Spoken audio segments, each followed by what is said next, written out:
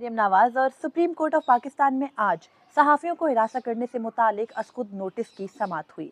असखुद notice 2021 में justice काजी फैज़ीसा की तरफ से लिया गया था और अब चीफ जस्टिस काजी फैज़ीसा उस नोटिस की पैरवी करवा रहे हैं, उसकी समातें कर रहे हैं। और आज की समात खिलाफ तवक्को ऑफियर्ड सी समात थी, बराह रास्त उसकी नशरियात नहीं की गई।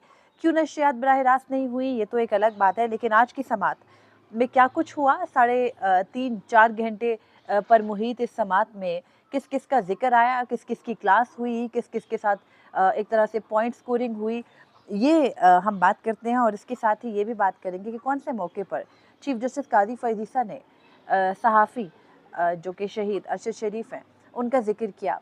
और उस मामले और केस की संगीनी जानने के बावजूद उस केस को समाअत के लिए क्यों मुकर्रर नहीं किया जा रहा, इससे मुतालिक भी हम वीडियो में आगे चल के बात करेंगे। तो कुछ आगाज़ करते हैं। आज की समाअत का आगाज़ हुआ तो दौरान समाअत जो चकवाल से ताल्लुक़ रखने वाले दरख्वास्त गुजार थे, जो कि 2021 में मीडिया को रेगुलेट करने से मुतालिक एक दरख्वास्त लेकर सुप्रीम कोर्ट ऑफ पाकिस्तान में आए थे, उन्होंने बताया कि ये दरख्वास्त तो हमने दायर ही नहीं की थी, मुकर गए दरख्वास्त दायर करने से।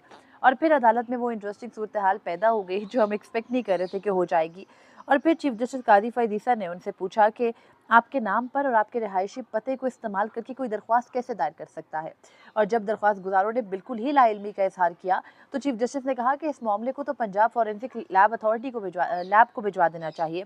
और उसके बाद अथॉरिटीज़ आजकल बहुत बन रही है तो बार बार मुँह से अथॉरिटी का लफ्ज़ निकल रहा है, माफ़ कीजिएगा। उसके अलावा चीफ जस्टिस काजी फैज़ीसा ने इन दरख्वास्त गुजारों जिनके के नाम इस्तेमाल करके मुबैना तौर पर दरख्वास्त दायर की गई, उनके वकील हैदर वहीद से सवाल किए। चीफ जस्टिस काजी फैज़ीसा ने पूछा कि आपने कैसे एडवोकेट ऑन रिकॉर्ड के ज़रिए ये दरख्वास्त दायर की। तो एडवोकेट ऑन रिकॉर्ड जो कि उस वक्त थे 2021 में, उनका इंतकाल हो चुका, ये अदालत को बताया गया।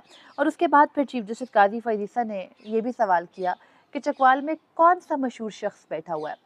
आपको हमें सबको मालूम है कि चकवाल से ताल्लुक़ रखने वाले तो फैज़ हमीद मशहूर हैं और उनके दौर में चकवाल का जिक्र भी बहुत ज़्यादा होता था। तो ज़ाहिर है कि चीफ जस्टिस काजी फैज़ीसा की जानिब से इस तरह का सवाल करना एक गैर मामूली चीज़ ही है। चीफ जस्टिस ने कहा कि टीवी पर बैठकर और मीडिया पर बैठकर हमारे ऊपर यानी जजेस के ऊपर बमबारी की जाती है, लेकिन यहाँ आकर कोई सच नहीं बोलता। चीफ जस्टिस ने कहा कि हमें बताया जाता है और सिखाया जाता है कि आपने अदालतें कैसे चलानी है, लेकिन यहाँ पर कोई सच नहीं बोलेगा। चीफ जस्टिस ने कहा कि गालियाँ देना हो तो हर कोई शुरू हो जाता है। उन्होंने कहा कि गलत खबर पर कोई माफ़ी तक नहीं मांगता। चीफ जस्टिस ने कहा कि गलतियाँ तो जैसे सिर्फ सुप्रीम कोर्ट के जज ही करते हैं, किसी के कोई ज़राए नहीं, बस फ़ोन उठाया और सहाफ़ी बन गए कि हमारे ज़राए। फिर चीफ जस्टिस ने कहा कि हम कुछ करते नहीं तो इसका मतलब ये नहीं है कि आप बस पत्थर फेंक ही जाओ।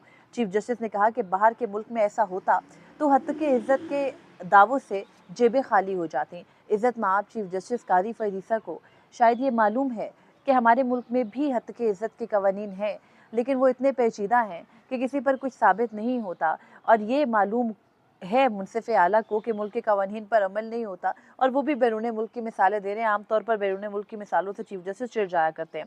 खैर, समात आगे बढ़ी। पहले फ़ेज़ में जो दरख्वास्त गुजार थे उनकी क्लास हो गई तो बारी आई पुलिस की। और पुलिस की बारी ऐसे आई कि चीफ जस्टिस ने जब मतीउल्लाह जान केस का पूछा और जो एसएसपी इन्वेस्टिगेशन मसूद बंगश अदालत में मौजूद थे उनसे कि सीसीटीवी फुटेज कहाँ है, सीसीटीवी फुटेज के ज़रिए अब तक अगवाकारों को ट्रेस करके पकड़ा क्यों नहीं गया, तो उस पर एसएसपी इन्वेस्टिगेशन इस बात से ही मुकर गए कि कोई सीसीटीवी फुटेज मतीउल्लाह जान के अगवा की एग्जिस्ट करती है, जबकि मतीउल्लाह जान के अगवा की सीसीटीवी फुटेज उनके अगवा के फ़ौरन बाद सामने आ गई थी और उसी के ज़रिए शायद उनकी वापसी भी मुमकिन हुई थी। तो चीफ जस्टिस काजी फैज़ीसा जो एसएसपी इन्वेस्टिगेशन है उनके मुकरने पर बरहम हो गए और कहा कि झूठ बोलने के लिए पुलिस में आते हैं। उन्होंने कहा कि क्या बात कर रहे हैं आप, अपने इस यूनिफॉर्म की जो आपने ज़ेबतन कर रखा है उसकी आप तौहीन कर रहे हैं। चीफ जस्टिस ने एसएसपी इन्वेस्टिगेशन से पूछा कि आप कुछ पढ़े लिखे भी हैं, कितना अरसा हो गया आपको पुलिस में, तो उन्होंने बताया कि उनको 13 साल हो गए हैं। और फिर चीफ जस्टिस ने एडिशनल अटॉर्नी जनरल की तरफ मुड़ के कहा कि आप ऐसे अफसरान को हटाते क्यों नहीं है, फौरी फारिग क्यों नहीं करते। तो उस पर माफ़ी मांगी एडिशनल अटॉर्नी जनरल ने। तो चीफ जस्टिस ने कहा कि मैं बिल्कुल भी मुतमईन नहीं हूँ और माफ़ी का मैं क्या करूँ, माफ़ी से कुछ भी नहीं होता। उसके बाद चीफ जस्टिस काजी फैज़ीसा ने कुछ क्लास का जो रुख था वो किया अपने साबिक दोनों चीफ जस्टिस की जानिब यानी जस्टिस गुलजार अहमद और जस्टिस उमर अता बंदयाल की तरफ, और कहा कि मुझसे पहले एक ज़माना था जब ऐसी दरख्वास्तें यानी जो चकवाल से आई हुई दरख्वास्त थी, ऐसी दरख्वास्तें दायर की जाती थी, अब वो ज़माना चला गया। चीफ जस्टिस ने कहा कि ऐसी बोगस दरख्वास्तें दायर करने वालों को नताइज भुगतना होंगे। उन्होंने कहा कि सुप्रीम कोर्ट को अपने मकासद के लिए इस्तेमाल किया जाता रहा, अब ऐसे नहीं होगा। उन्होंने कहा कि 27 साल बतौर वकील मैंने भी प्रैक्टिस की, यानी अपनी मिसाल दे रहे हैं चीफ जस्टिस कादी फैयद ईसा, और कह रहे हैं मैं कभी किसी ऐसे शख्स के लिए अदालत में पेश नहीं हुआ जिससे मैं ज़ाती तौर पर ना मिला हूँ। और उसके बाद फिर चीफ जस्टिस कादी फैयद ईसा ने यह भी कहा कि जब मैंने सहाफ़ियों से मुतालिक 2021 में खुद नोटिस लिया तो मुझसे केस छीन के दूसरे बेंच में भेजा गया। और उन्होंने कहा कि जब मुझसे केस छीना गया तो उस वक्त सुप्रीम कोर्ट किस तरह से चलाई जाती थी। उन्होंने कहा कि इस मामले में सुप्रीम कोर्ट को इस्तेमाल किया गया है, गलत को गलत कहना चाहिए। और चीफ जस्टिस ने कहा कि मैं दूसरों का बोझ अपने ऊपर क्यों लूं। यानी चीफ जस्टिस कादी फैयद ईसा साबिका अदवार में गुजरे जो कुछ भी सुप्रीम कोर्ट में हुआ उसका बोझ नहीं लेना चाहते, और जाहिर है उनका लेना बनता भी नहीं है। उसके बाद बैरिस्टर सलाहुद्दीन, जो कि हमारी press association of supreme court के वकील हैं, उन्होंने अदालत को ये बताया कि की हुकूमत जो है वो cyber crime national cyber crime investigation authority कायम हुकूमत ने की है, और इस कानून से मुतालिक हुकूमत अभी मज़ीद भी कुछ इजाफी कवानीन ला रही है। तो अपनी दरख्वास्त में उस हद तक तरमीम करना चाहता हूँ, मुझे वक्त दे।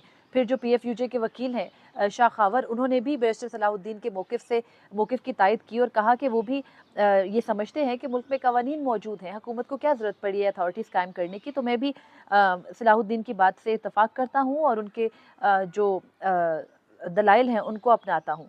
उसके बाद एडिशनल अटॉर्नी जनरल ने अदालत को बताया कि आमिर मीर के खिलाफ जो केस था वो इस्तग़ासा ने वापस ले लिया। उन्होंने कहा कि अब्सार आलम के मामले पर फ़र्द जुर्म आयद करने का मामला अभी ज़ेर इल्तवा है। असद तूर के मामले पर उन्होंने कहा कि हसास इदारों को ख़त भी लिखा है और मुल्ज़िमान के खाके भी भेजे हैं।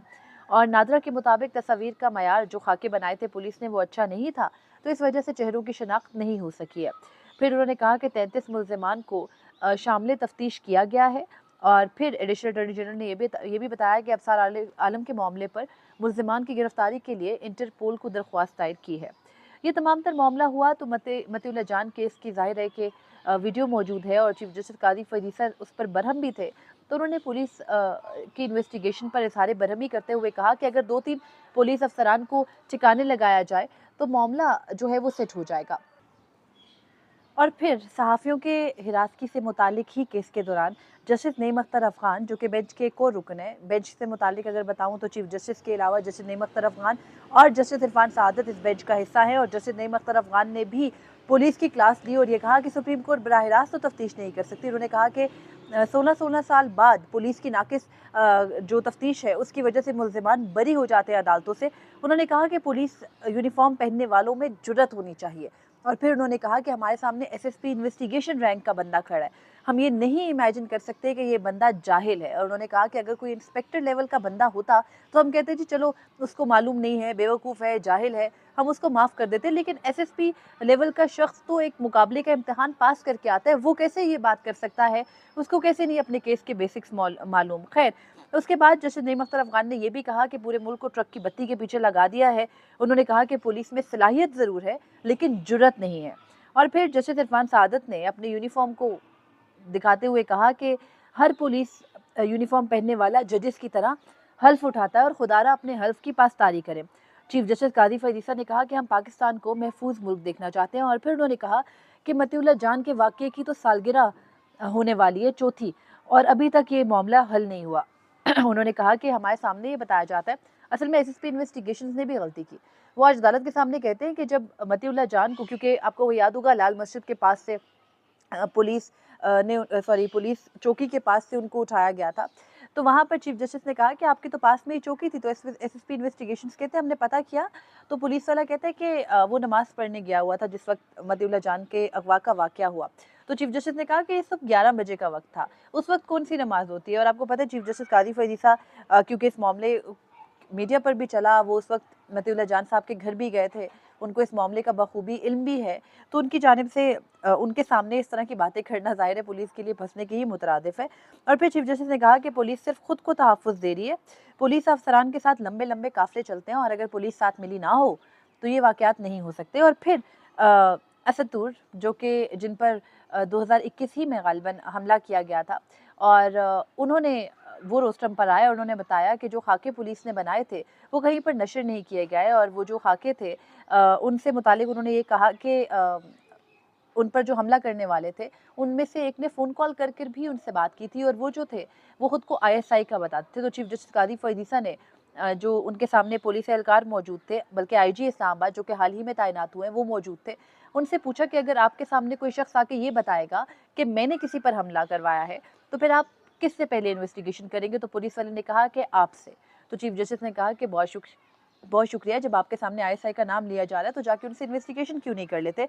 और फिर चीफ जस्टिस ने ये कहा कि क्या उसे कहते हैं, चीफ जस्टिस ने कहा कि कनाडा से मुतालिक, जो आपको हाल ही में याद होगा कि 2-3 दिन पहले भी इससे मुतालिक अपडेट आई थी, भारतीय शहरी जो कि सिख हैं उन पर हमला किया गया। तो चीफ जस्टिस ने कहा कि कनाडा में उन्होंने अपने एक शहरी के कत्ल पर दूसरे मुल्क से टक्कर ली थी और वो मुल्क भी कोई छोटा मुल्क नहीं था। फिर चीफ जस्टिस ने कहा कि यहाँ एसएसपी साहब को कहें तो वो कहते हैं कि कनाडा का वीज़ा लगवा दे तो हम सीख आते हैं, यानी चीफ जस्टिस वाज बीइंग टॉन्टिव। उसके अलावा फिर आज के केस के अंदर चीफ जस्टिस ने हुक्मनामा जो लिखवाया उसमें उन्होंने कहा कि अबसार आलम, मतीउल्लाह जान और असद तूर पर हमले की तफ्तीश 1 माह में मुकम्मल की जाए। उसके अलावा उन्होंने असद तूर पर हमले करने वालों के जो खाके हैं वो अखबारात में शाया करने का हुक्म दिया और साथ ही ये कहा कि मुल्ज़िमान की गिरफ्तारी के लिए इनामी रकम मुकर्रर करके इश्तहार दिया जाए और ये भी कहा कि मतीउल्लाह जान के अगवा से मुतालिक जो सीसीटीवी फुटेज थी वो पंजाब फॉरेंसिक लैब को भिजवाई जाए। और उसके अलावा उन्होंने ये भी कहा कि दौरान समात national cyber crime investigation authority का हवाला दिया गया तो सुप्रीम कोर्ट प्रेस एसोसिएशन के जो वकील हैं उनको केस की तैयारी के लिए वक्त दिया जाता है। चीफ जस्टिस कादी फ़रीद ईसा ने आज की समात के दौरान अरशद शरीफ का नाम लिए बगैर भी जिक्र किया और कहा कि बैरून मुल्क हमारे एक सहाफ़ी के साथ जो हुआ उसका बार बार बहुत जिक्र किया जाता है, लेकिन हमारे मुल्क में जो सहाफ़ियों के साथ हो रहा है उसका जिक्र नहीं किया जाता। यानी चीफ जस्टिस कादी फ़रीद ईसा ये जानते हैं कि अरशद शरीफ के मामले का बहुत ज़्यादा जिक्र किया जाता है। आपको मालूम है आज भी इस्लामाबाद हाई कोर्ट में उस केस की समात थी और चीफ जस्टिस कादी फ़रीद ईसा की अदालत में भी वो केस ज़ेरे समात पड़ा है और उन्होंने आने के बाद अब तक अपने 6-7 माह में उस केस को समात के लिए मुकर्रर नहीं किया। पिछले साल मई या जून में, आई थिंक मई में उस केस की आखिरी समात हुई थी और तब से अब तक 1 साल मुकम्मल हो गया कि इसको दोबारा समात के लिए मुकर्रर नहीं किया गया है। और चीफ जस्टिस कादी फ़रीद ईसा के सामने सहाफ़ियों को हिरासा करने, उन पर हमले करने का केस भी समात के लिए मुकर्रर है। जब ये केस समात के लिए मुकर्रर होता है, उल्टी तनकीद मीडिया और सहाफ़ियों पर होती है, बजा भी होती है। केयरफुल भी होना चाहिए, मीडिया को भी, सहाफ़ियों को भी, उनके कंधों पर भारी जिम्मेदारी होती है। लेकिन चीफ जस्टिस के मनसब पर बैठे शख्स की जानिब से और एक ऐसे शख्स की जानिब से जो कि माजी में सहाफ़ियों, उनके आज़ादी सहाफ़त के काफ़ी अलमबरदार और उनके बार बार प्रेस फ्रीडम का अपनी अदालत में रेफरेंडम भी करा लेते थे, खुद नोटिस भी ले लेते थे, कॉन्फ्रेंसेस के ऊपर आम जब लोगों से किसी जगह खिताब कर रहे हों या किसी जगह मेहमान हों वहाँ पर भी जिक्र करते थे। लेकिन उनकी जानिब से इस तरह के रिमार्क्स आना बार बार तशवीशनाक है और अरशद शरीफ के मामले पर सुप्रीम कोर्ट की खामोशी कुछ ऐसा इंदिया देती है कि हम इंतज़ार करते हैं ऐसे वाक़यात हों, ऐसे वाक़यात होने के बाद हम उनके ऊपर कुछ अरसे के लिए वावेला करें और फिर उनको वैसे ही बंद कर दें जैसे कई केसेस सुप्रीम कोर्ट के जो तहखाने हैं या सर्द खाने हैं उनमें बंद पड़े हैं। और यही होता आया एक अरसे से। अरशद शरीफ केस पहले भी समात के लिए नहीं मुकर्रर हो रहा था। कब का ये वाक़या है? 2022 का। और 2022 से आज हम 2024 में बैठे हैं। 2 साल गुजरने के बावजूद सुप्रीम कोर्ट ने उस असखुद नोटिस को टेकअप नहीं किया। क्या चीफ जस्टिस कादी फ़रीद ईसा उस असखुद नोटिस को इसलिए टेकअप नहीं कर रहे कि वो जस्टिस बंदयाल का लिया गया असखुद नोटिस था? क्या इसलिए टेकअप नहीं कर रहे कि आज उन्होंने वाज़े कह दिया कि वो माजी में किए गए इक़दामात का बोझ नहीं उठाएंगे? वो भी तो एक सहाफ़ी का मामला है, भले बैरून मुल्क हुआ। हम सबको मालूम है कि आपके मुल्क में, आपके अदलिया में या आपके जो इंटरनेशनल टाइज़ हैं या आपकी जो आपका जो लीगल सिस्टम है वो इतना स्ट्रॉन्ग नहीं है कि बैरून मुल्क होने वाले एक कत्ल के ऊपर कुछ कर सके। लेकिन बराहे करम उस केस को मुकर्रर करके आरिया पार कर दीजिए, क्योंकि आपके सामने वो मुकदमा ज़ेर इल्तवा होने की वजह से मातहत अदालतों में वो कहीं ना कहीं मुतासिर हो सकता है। और अगर आपने कुछ नहीं करना और हाथ उठाने ही हैं या फिर उस मामले का बोझ अपने सर पर लेकर नहीं जाना, तो भी वाज़े कर दीजिए ताकि हमें पता हो कि ये सिर्फ उन सहाफ़ियों से मुतालिक केसेस को हम सॉल्व करेंगे जो कि पिछले दौरे हुकूमत में थे। मौजूदा दौर में जो कुछ हो रहा है ना उसको नोटिस में लेंगे, ना ही जो पिछले अदवार में ही भले सहाफ़ी कत्ल हुए हों और वो मुल्क से बाहर हुए हों उनका मामला आप देखेंगे। कुछ अपनी लेगेसी को क्लियर कर दें या फिर कुछ ऐसा भी लगता है कि शायद खामोशी से चीफ जस्टिस कादी फ़रीद ईसा के दौर में ये मामला गुजर जाएगा और अरशद शरीफ केस को फिक्स ही नहीं किया जाएगा। जो कि एक अफसोसनाक अमर है। आज के लिए इतना ही था, मुझे इजाज़त दीजिए। अल्लाह हाफ़िज़।